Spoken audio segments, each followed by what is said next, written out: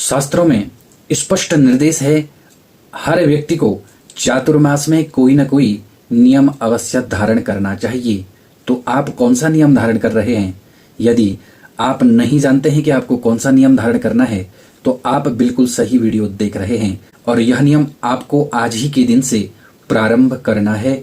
और जब तक चातुर्मास रहेगा तो वीडियो के अंत तक अवश्य बने रहें। राधे राधे। मैं आचार्य शिवांश स्वागत करता हूं आप ही के यूट्यूब चैनल आचार्य शिवांश में। यदि आप चैनल पर नए हैं, आपने अभी भी हमारे यूट्यूब चैनल को सब्सक्राइब नहीं किया है, तो चैनल को सब्सक्राइब करें, बेल आइकन का बटन दबाएं और कमेंट बॉक्स में आपको ओम नमः शिवाय का उच्चारण अवश्य करना चाहिए। ऐसा करने से आप ही के पुण्य में वृद्धि होगी। यदि आपका पुण्य जो है कि बढ़ेगा तो आप ही के लिए लाभ होगा और बिना लाभ के आप लोग कोई चीज नहीं करने वाले। तो आपको वीडियो के अंत तक अवश्य बने रहना है। तो शास्त्रों में चातुर्मास की बहुत बड़ी महिमा बताई गई है। चातुर्मास में की गई साधना, चाहे वह साधना छोटी हो या बहुत बड़ी उपासना हो, वह क्या है, महान फल को देने वाली है। इसलिए आपको कुछ न कुछ अवश्य नियम धारण करना है। इस समय इस अवधि में किया गया दान, मंत्र, जप, तप, उपासना, वह जो है अक्षय फल को देने वाला है। इस बार जो है चातुर्मास का प्रारंभ 17 जुलाई 2024 यानी कि देवशयनी एकादशी से यह प्रारंभ हो चुका है और 12 नवंबर देव उठनी एकादशी तक यह चातुर्मास रहेगा। इसके 13 नियम हैं। इन 13 नियमों में से आपको यानी हर व्यक्ति को एक नियम अवश्य ही धारण करना है। यदि आप सनातनी हैं तो शास्त्रों में स्पष्ट निर्देश दिया गया है कि किसी भी व्यक्ति को बिना कुछ नियम लिए चातुर्मास व्यतीत नहीं करना है। इसलिए अवश्य ही कुछ न कुछ नियम धारण करना है। चाहे स्कंद पुराण हो, पद्म पुराण हो, सभी पुराणों में चातुर्मास का वर्णन किया गया है। उन्हीं पुराणों में से हम आपके लिए जो है छानकर 23 नियम लेकर आए हैं और वह नियम क्या क्या है आपको अवश्य बताते हैं। जो पहला नियम है, नियम को बताने से पहले आपको जो है कम से कम 2 या 3 नियम का चयन अपने लिए अपने अनुसार कर ही लेना है, जो आप कर सको। ना हो तो एक नियम अवश्य ही आपको पालन करना है। जो भी हमारे YouTube के सदस्य हैं, मित्रजन हैं, जो हमारे परिवार के सदस्य हैं, वे सभी आज ही के दिन से इनमें से एक नियम अपने सुविधा के अनुसार आप ले सकते हैं। तो पहला नियम क्या है उसके बारे में हम बात कर लेते हैं। चातुर्मास में आपको जो पहला नियम है उसके बारे में बात करते हैं। वह है नित्य आपको चातुर्मास में मंदिर के दर्शन अवश्य करने हैं।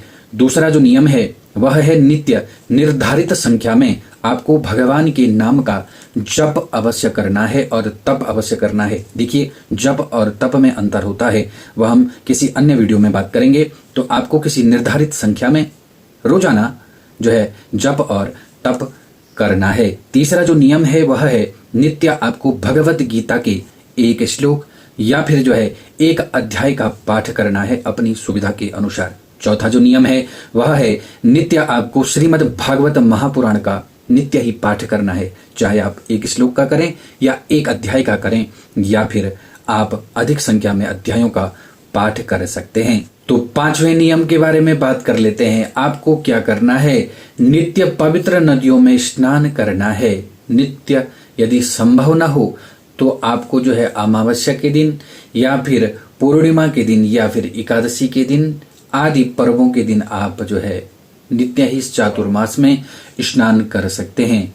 छठा जो नियम है वह है शय्या का त्याग आपको कर देना है। 7वां जो नियम है वह है शास्त्र विरुद्ध जो आहार हैं उनका त्याग बिल्कुल इस चातुर्मास में आपको कर देना है। जैसे प्याज हो गया, लहसुन, गाजर और मूली, कद्दू और मशरूम आदि जो भी शास्त्रों में त्याज्य वस्तुएं बताई गई हैं उनका त्याग आपको बिल्कुल ही कर देना है। 8वां जो नियम है वह है नित्य विष्णु सहस्त्र नाम के पाठ का आपको या तो श्रवण करना है या तो इसका जप करना है या फिर इसका पाठ करना है, आपसे जो संभव बन सके। 9वां जो नियम है वह है आपको नित्य जो है शिव सहस्त्र नाम के जप का नियम रखना है। 11वां जो नियम है वह है शिव पुराण की पारायण का नियम आपको चातुर्मास के अंदर में कुछ न कुछ रखना है। अगला जो नियम है वह है वट वृक्ष का रोपण आपको इस चातुर्मास में करना है। इसी चातुर्मास में आपको अगला नियम जो है वह है पीपल वृक्ष का रोपण करना है। इसी चातुर्मास में आपको तुलसी की वृक्ष का रोपण करना है। नित्य जो आपको है पुरुष सूक्त का पाठ करना है, जप करना है। इसका भी नियम आपको इस महीने रखना है, यानी चातुर्मास में इस नियम को भी आप रख सकते हैं। 16वां जो नियम है वह है बिल्व वृक्ष का रोपण आपको इस चातुर्मास में आप कभी भी कर सकते हैं। अगला जो नियम है वह है आपको जो है चातुर्मास में जितनी भी एकादशी आएंगी उनमें आपको पलाश के पत्ते में भोजन करना है, नित्य आपको दीप दान करना है और तीर्थ दर्शन का नियम आपको चातुर्मास की एकादशी में रखना है नियम। तो अगला जो नियम है वह है अपने प्रिय भोज्य पदार्थ का चातुर्मास में आपको बिल्कुल ही त्याग कर देना है, इसे ही नियम कहा जाता है। और 22वां जो नियम है वह है आपको बहुत सारे शास्त्रों में जो कहे गए हैं उनमें से कुछ ही वस्तुओं का या फिर सारी वस्तुओं का जितना संभव आपसे हो सके उतनी वस्तुओं का आपको कम से कम या ज्यादा से ज्यादा दान करना है, अपनी सुविधा के अनुसार जितना आप कर पाएं।